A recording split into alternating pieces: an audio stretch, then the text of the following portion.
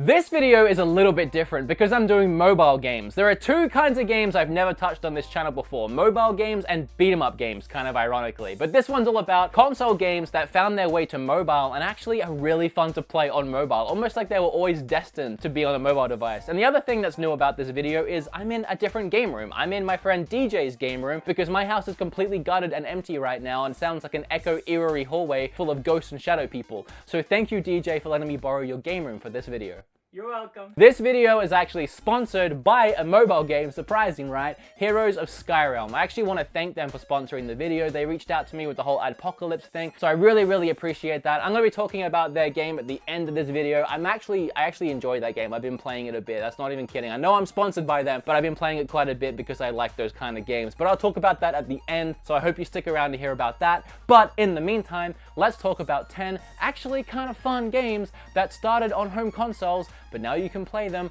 on your handheld device. Hey, who needs a Switch and a Vita when you have a mobile? Assuming you have a mobile that wasn't made in the 90s, but then you can play Snake, so you're already off to a good start. Let's get started. Now, the first game on this list is XCOM. I actually talked about this game very briefly recently in my Mario and Rabbids review and how I loved the game, but I didn't get to dive into why I love that game so much. This is a perfect chance because it is on mobile devices, and this game was just as good, almost exactly the same game on mobile. So you can play it for half the price on the go. At the time, before the Switch, that was pretty cool. The one advantage I really like about playing this game on mobile is I found playing it on console, every now and then I would pick the wrong spot to move to, and that can totally mess up your strategy. It can totally mess up your plan with a simple misclick with the toggle just slips. But when you're actually touching where you want to go, it's a lot harder to mess up. So that's actually one advantage to playing it on mobile, is you might not ruin your day as much as you would playing it on console. All around for its time, very impressive for mobile, but still really fun to play.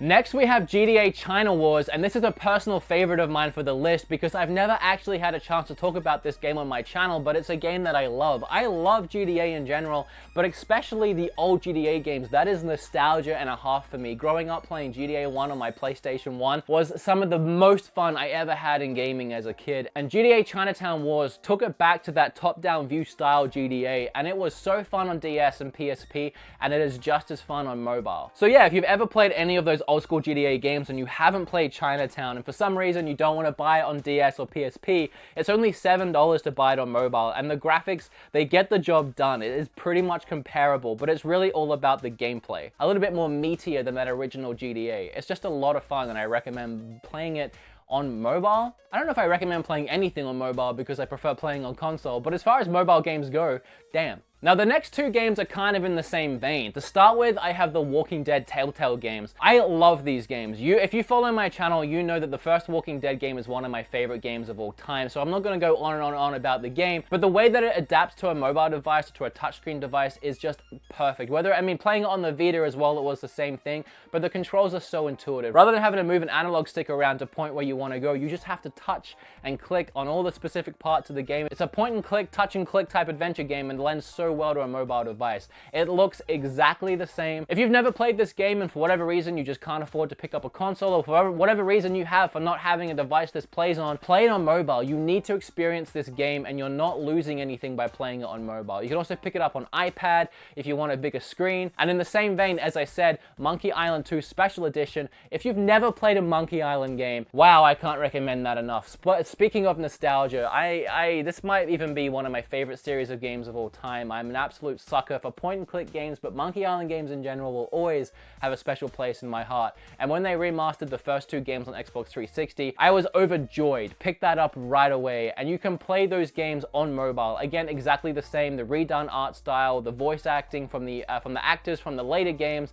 that came back and revoiced the original games. It's absolutely fantastic. I can't recommend playing this game enough either. I'm a pirate, I'm Guybrush Threepwood, and I love that game. Look, a three-headed monkey! If you've been paying close attention to what's around my neck for this entire video, you can probably guess which mobile game is next. That's right, Sonic CD. And as I actually happen to know, not only a huge Sonic fan, but a massive Sega fan, I'm gonna throw this one over to Sean once again from RGT85. I hope I didn't just break this. And he's gonna talk you through Sonic CD for mobile. I doubt I did. There we go, I fixed it. Ow. One of the best, if not the best games on the Sega CD is Sonic CD. This was an amazing game when it was released, but unfortunately it was released on the Sega CD, so a lot of people did not get the opportunity to play this. Well, one game developer named Christian Whitehead was a big Sonic the Hedgehog fan, and he really loved Sonic CD, and he actually started working on porting it to mobile devices, and did such an amazing job with his own engine called the Retro Engine that he showed it off to Sega, and Sega actually hired him. So not only did Sonic CD end up coming to mobile, but other subsequent Sonic games came to mobile devices with his Retro Engine. Christian is so good at these games that he's actually the driving force behind Sonic Mania. He was the lead of the project. So because of Sega CD going from the Sega CD to mobile devices, we now have Sonic Mania. It's just a weird, snake-like connection, but it's pretty damn cool. Now here's one that surprised me. Again, I didn't realize that Dead Space had a mobile port, and it is the exact same game on mobile, which is crazy. I'm pretty sure this game, as far as I am aware right now, isn't on Vita. It definitely isn't on Switch. It isn't on any portable system that I'm aware of. Maybe I'm wrong, but it's on mobile, which is crazy enough on its own. It actually released the same day as Dead Space 2. It coincided with it. It looks a little worse, I mean, as expected, than the console port. I mean, we can only do so much here on mobile, but considering, it looks pretty great, especially when you have it in your hands. It's kind of hard to tell when I'm sharing footage on a desktop screen or wherever you're watching this, but hey,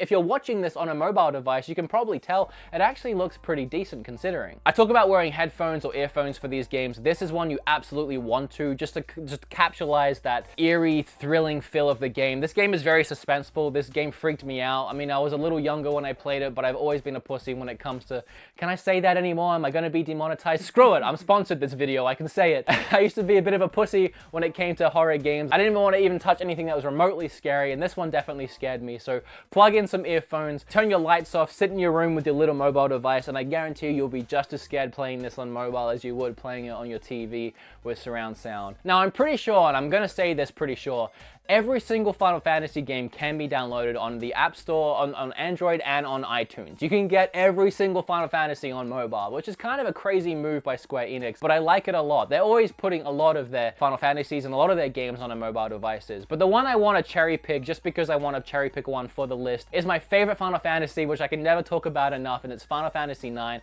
And I love talking about it because I know a lot of people that prefer Final Fantasy IX as well as me, but usually you hear it's 7, or it's one of the earlier ones, or maybe it's 10. It's not often that you get someone that likes 9 the most. I love 9, and it's definitely a nostalgia thing. I just had that one when I was a kid. I played that one. I think it's a fantastic game, and it is exactly the same on mobile. You can get this game on PSP, I think, but you can get it on Vita for sure. So there's definitely ways to get it on a Sony handheld portable device, but if you don't have either of those, it costs $30, which is a lot to spend on a mobile game, but we're talking about Final Fantasy here. It's exactly the same as it was back in the day. There's hours and hours and hours and hours of gameplay, and that's only if you play it through once, and that's only if you just play to the end and then you stop playing. So it's definitely worth the price tag. It's a quality game, and it's my favorite Final Fantasy. Garnet is a babe, and Zidane is badass. He always kind of reminded me of Goku a little bit because he had a tail. Maybe that's why I liked him. God damn, this coffee is dehydrating me.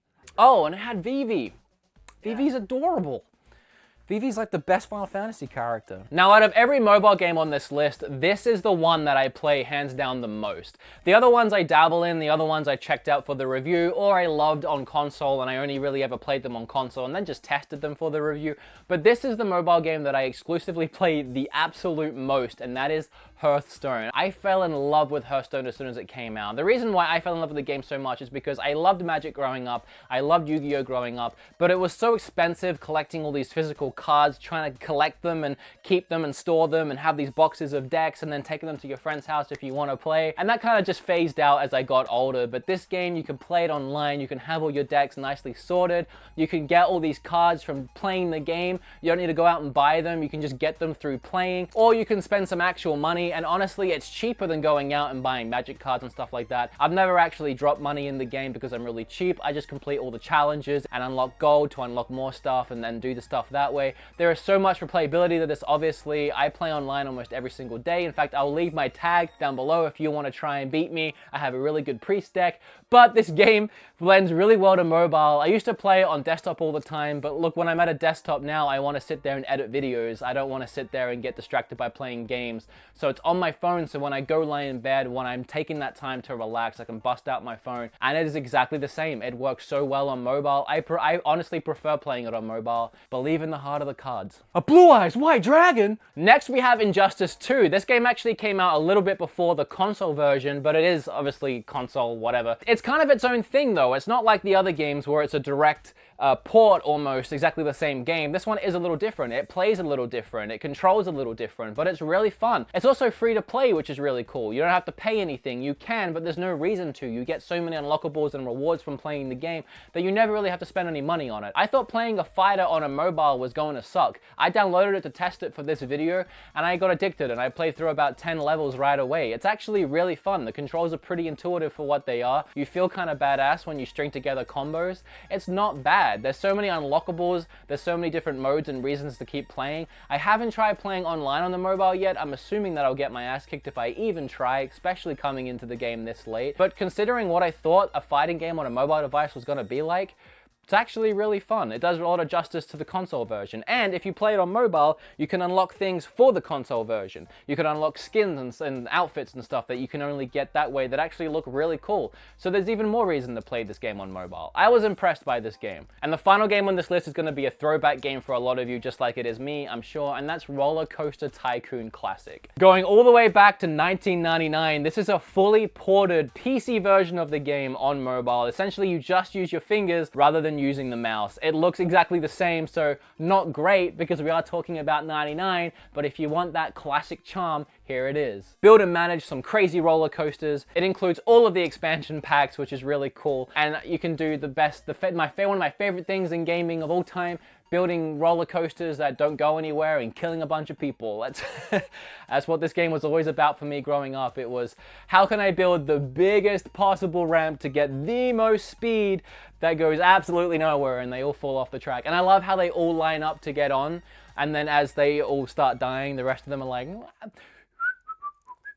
So that was my list of 10 games. Actually, I think it was more like 12 because I always like to add in some extras, because why not? Extra content of games that were on console, which ended up finding their way to mobile and are actually really fun to play. A few of those are free, a few of those are around the $5 to $10 mark, and then a couple of them are at the $20 to $30 mark. So I wanted to add in a bunch of different ones. Definitely try Walking Dead. That's a free to play for the first chapter, and then you can move on from there. But what do you guys think of my list? I'd love to hear down below if you've played any of these games, or what mobile games you recommend, because I had a plethora of games to choose from for this video. It was absolutely insane the amount of actually really cool quality games that started on console and then found their way to mobile devices. So if you know of any more, let me know down below for the next video. But as I said, this is a sponsored video, so this is the point. Video's over, but it's not over. Let's keep going. I'm going to review one more mobile game, and I want to give a huge thank you to Heroes of Skyrim for sponsoring this video and helping out during Adpocalypse. I really like this game. I never really wanted to review a mobile game. I never wanted that to be something that I did on my channel, but as soon as I started playing this, I was like, you know what, this is fun, and I could talk about this. There are a few dot points on this game they want me to cover, but first I just want to talk about my overall experience with this game. It is really addictive. Every time I log into this game, there's a bunch of extra coins and rewards and packages and bonuses that I can unlock and start receiving, and then I start looking to upgrade my heroes, I start looking to upgrade my character, I start adding in new weapons and upgrading the weapons,